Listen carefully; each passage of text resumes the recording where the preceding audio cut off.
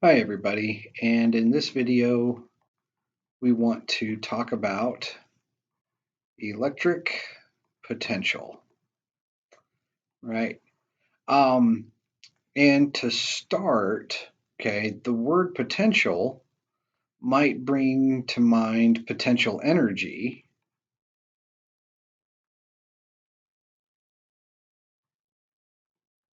and electric potential and potential energy are related. We're actually going to use the definition of potential energy to get electric potential. Um, First things first, remember that potential energy has the units of joules, right? Um, and an equivalent gravitational potential energy, if you remember, potential energy gravitational was mgh. And this is the amount of gravitational work that is required to lift something above the ground, some height h, right? So potential energy um, is related to work, and when you have a conserved force, okay, when you have a conservative force, and that force is the thing that's doing the work, not an external entity, um, then what is happening is that the work is equal to the negative change in potential energy. Okay. So when a conservative force does work on an object, the change in potential energy in that object will then be negative. So in the case of something falling, right, we would say we lift something above the ground, like a ball, and we lift it some height h above the ground. And then when gravity, which is the conservative force, does the work to bring it back down, right? When gravity does that, um, the change in potential or the work is going to be the force times the distance, and the change in potential energy is going to be minus that, right? So the change in potential energy will actually be negative because it's losing potential energy as it's falling. Same thing happens in electricity. And so remember that the basic definition of work is, oh, where are my back buttons? Work, the basic definition of work is F dot ds. And F is a vector, ds is a vector, and ds is a generic path length.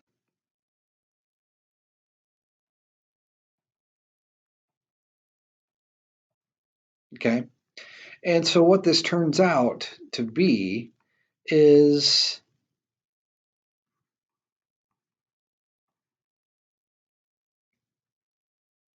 if I look at the magnitudes, let me draw those a little bit better.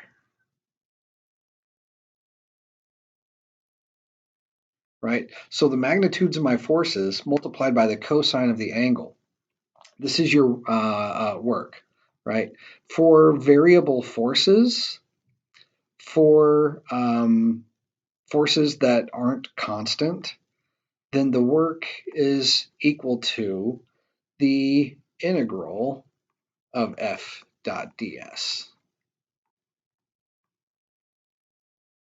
So for a variable force, what you do is you break the path length up into small increments, infinitesimally small increments, and evaluate the force at each increment, multiply that by the length, and then do that for every ds along the path and add it all up. And that's the total work that the conservative force has done. But in electrodynamics, remember that F is equal to QE, right? And I'm going to put a zero subscript here to denote a generic amount of initial charge. So when an electric field, E, acts on a charge Q naught, the work done on the charge is equal to E dot ds. Okay? And by this principle right here, we say that the change in potential energy in the charge is going to be the negative of that. Let's not put limits on our integral yet.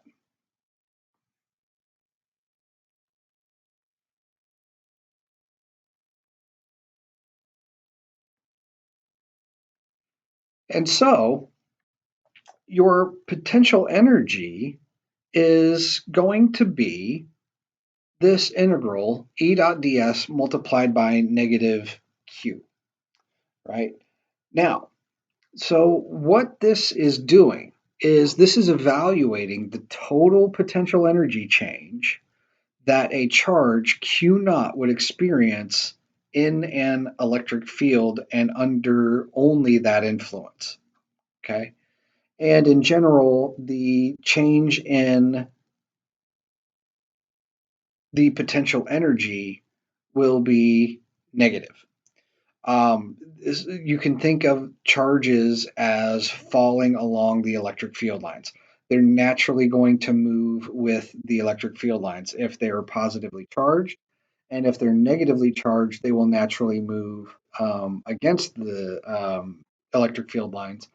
But in either case, they're still naturally quote unquote falling and therefore losing energy, just the same way that the ball falling toward the surface of the earth is losing energy. Okay, so electric potential is now defined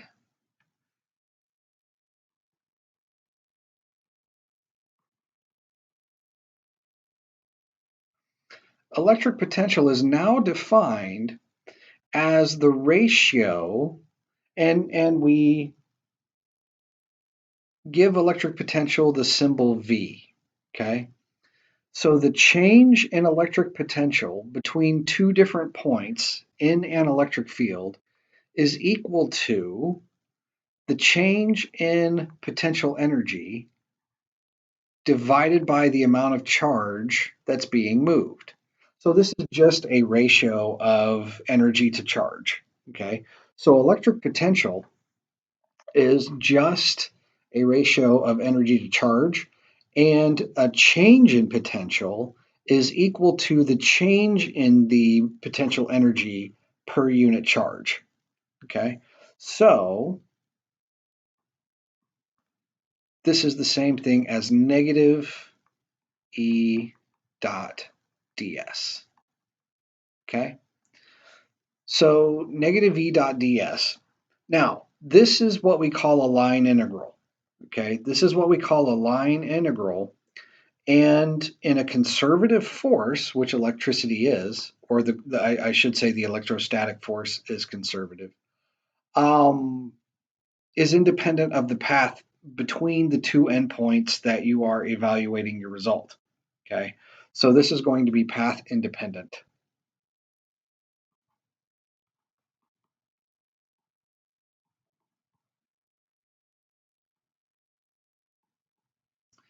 Right, this is going to be path independent. Now, work, remember, is now going to be equal to, well, so remember that work is force times distance, and it has the same magnitude as delta U, right? So this has the same magnitude as work.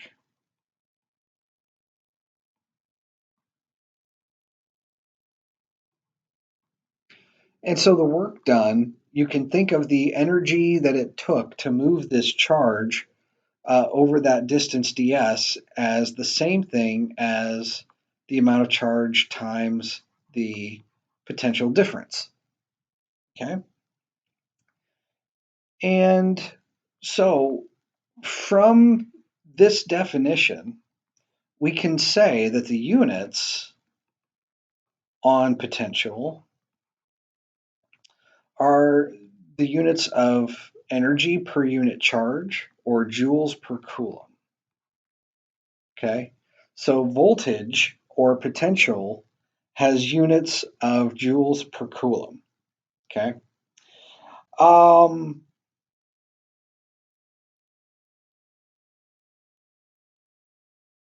in a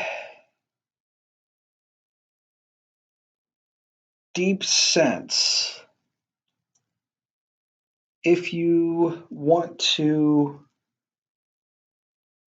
think of think of it this way, um, you can think of potential, okay, as the if I look at this equation right here,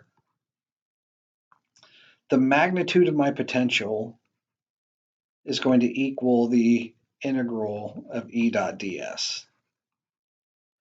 And therefore, because this is an integral, this is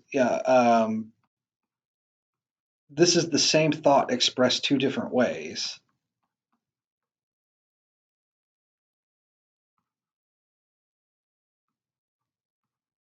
Okay.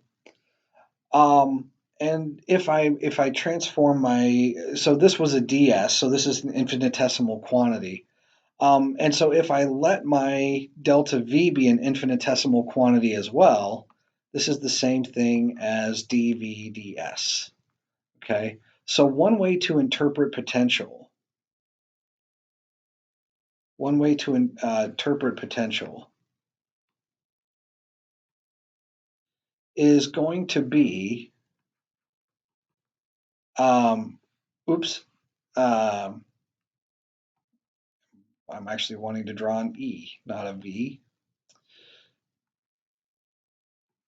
You can think of the electric field as being the spatial derivative of the electric potential over space. Okay. So we will use this down the line.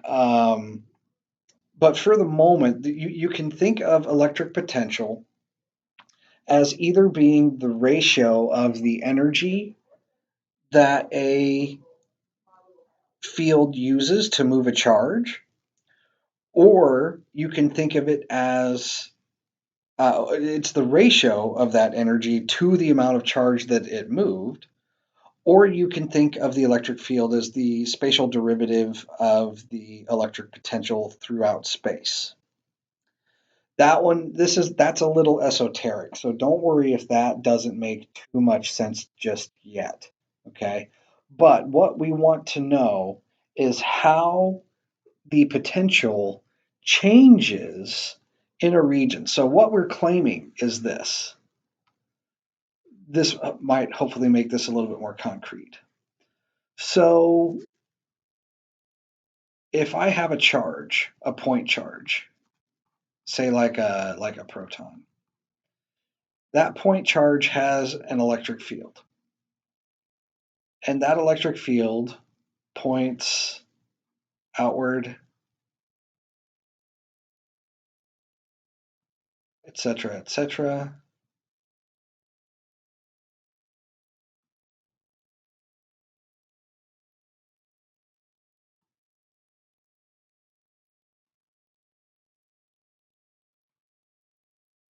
Okay, so this electric field has a region of influence, if you want to think of it that way. And of course, it's the region of influence is technically infinite, but there are practical limits to it. And so what that means is if I have this, and let's even make this bigger than a proton. Let's make this a big charge. So let's say that Q here may be equal to like maybe say 6 picocoulombs. Okay. If I bring in a single electron and I hold that electron at this point, some distance away from my charge, okay, and I let that electron go, okay, so this is an electron, and we'll call this S1. As that electron is falling down toward the positive charge, I measure its properties at some other position. Let's call that S2. And what the claim with electric potential is that there will be something in that region that is influencing our electron. And one of the ways to characterize that influence is electric potential. Okay. Obviously, this will accelerate toward Q. So, from Coulomb's law, the force between these two particles is going to be Ke man.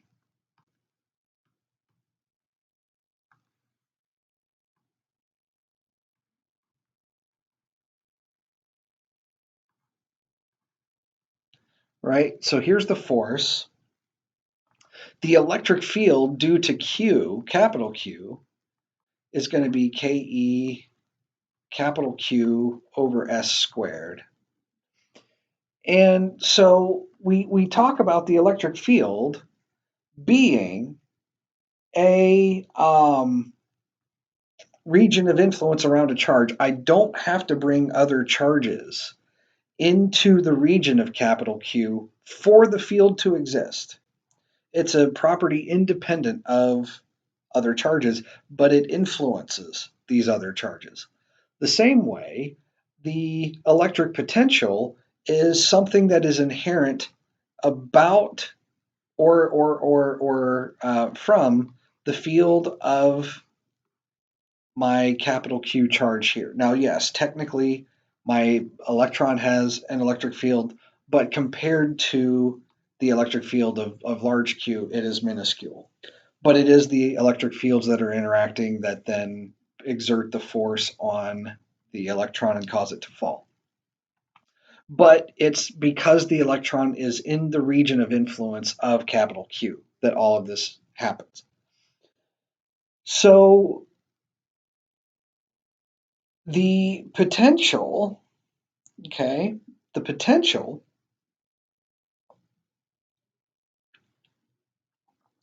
is going to, you can find it a few different ways. You can find a simple expression for it a few different ways. The force, if the work is equal to the force times distance, in this case F, or S rather, then this is going to be equal to Ke Q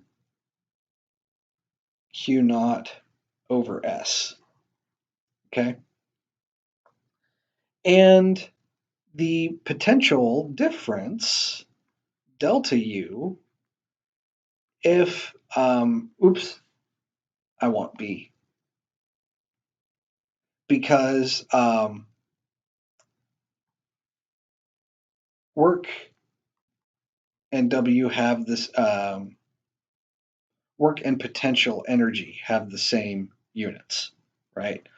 So in magnitude, as far as magnitude goes, this is delta U, and this is Ke Q Q naught over S, but potential is equal to potential energy per unit charge. So the potential of a massive charge, and you don't have to have a massive charge. It's just easy to think in terms of a really big charge that's influencing a smaller charge. But in principle, any charge has this. But the electric potential is found by the Coulomb's constant times the charge divided by the distance from the emit field emitting charge. Okay, so any other charge, like an electron or a proton or any other charge that's brought into this region, will experience this field and it will feel this particular potential. Okay, so why do we use potential instead of electric field? Well, we will use both, but there are situations where potential is much easier to work with because potential is a scalar and therefore you don't have to fuss with components. You don't really have to worry about that. Um, and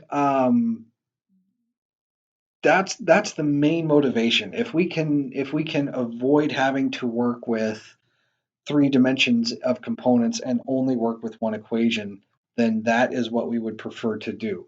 And this gives us a way to do that. It bridges the idea of work and energy into an energy per unit charge. By the way, gravity has an analogous form, right? So gravity is F is equal to G m1 m2 over r squared.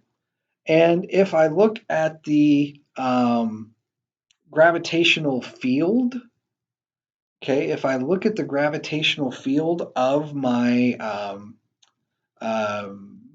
massive object, like let's say that this is the sun and this is the earth, okay, the sun is much more massive than the earth, so it would make sense to talk about the sun being in the, or it would make sense to talk about the earth being in the sun's gravitational field. Now, technically, they're both in each other's field, okay?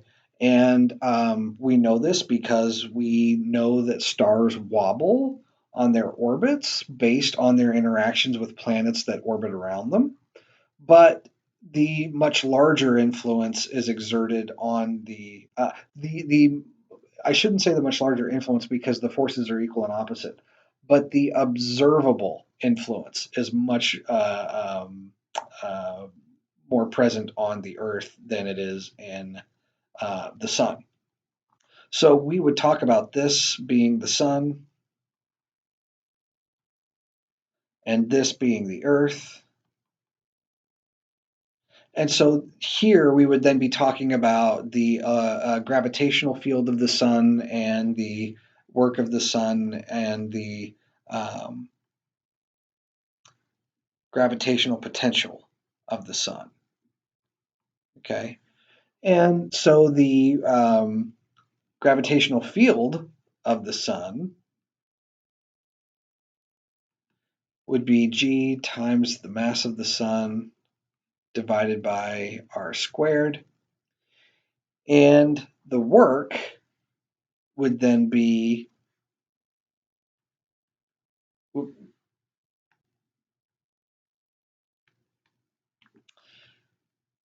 the work is then going to be G m sun over r. And this is therefore the magnitude of the gravitational field, or I'm sorry, the gravitational potential.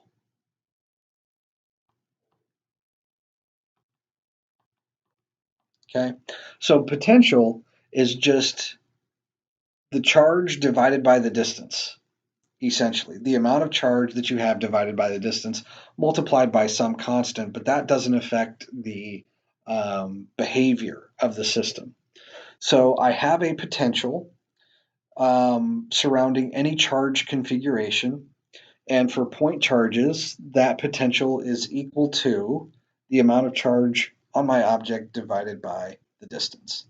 So in the next video, we will talk about how to employ this to describe physical systems. So we will see you then.